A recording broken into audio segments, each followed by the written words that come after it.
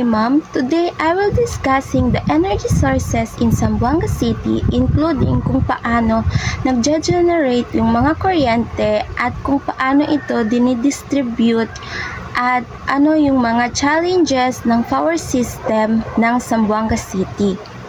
So, the introduction, energy is very important sa daily life at sa development ng isang lugar.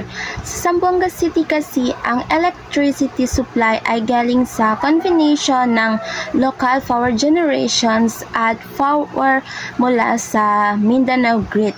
Pero majority kasi yung mga energy ay galing pa rin sa fossil fuels, kaya may issue sa cost at environmental impact.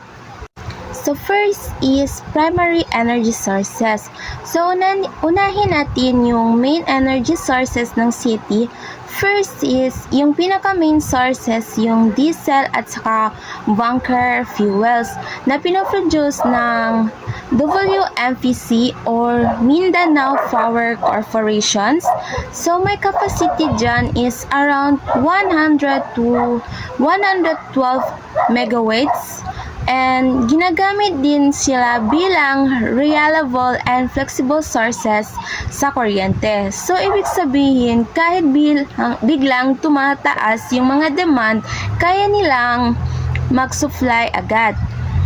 So, second is coal power. Yung mga coal power kasi is galing din sa Mindanao grid. So, hindi siya directly sa city pero ginagamit pa rin siya. So, malakas yung pag-produce ng electricity pero isa ito sa mga pinakamalaking sources ng carbon emission kaya may environmental concern. Third is hydroelectric power. So, galing ito sa dam sa Mindanao tulad ng Agus Water. So, renewable siya. So, mas environmental friendly. Pero, nakadepende ito sa water at sa panahon kaya hindi siya laging sustainable. Lastly is renewable energy sources. So particularly kasi yung solar energy are being considered for future development due to the city's climate. So solar powers has strong potential although it is full under development. So energy infrastructure. So, in term kasi of distribution, electricity in the city, so is managed by the SAMCELCO or Zamboanga City Electric Cooperative. So, this organization kasi is responsible for delivering electricity from power plants to household, business, and industries. The city kasi is also connected to the Mindanao power grid, so which help provide additional electricity when local supply is insufficient.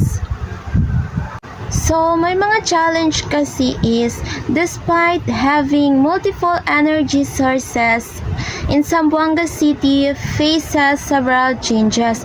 So, first is power instability. So, including yung mga occasional brownout due to limited local generations and depends on external supply. So, second is the high cost of electricity. Mainly kasi because diesel fuels is expensive.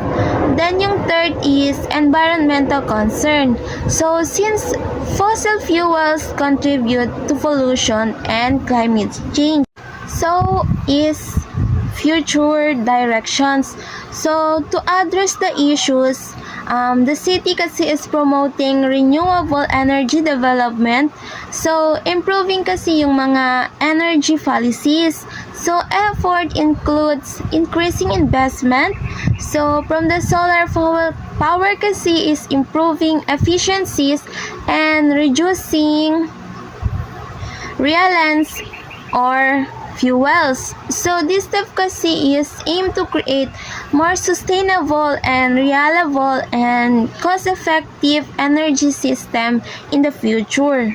So, conclusion, In conclusion, the energy system of Zamboanga City is primarily based on diesels and fuels, supported by coals and hydroelectric power from the Mindanao grid. So while this system provides necessary electricity, there is a strong need to transitions toward cleaner and more sustainable energy sources. So that's conclude my report, ma'am. Thank you for listening.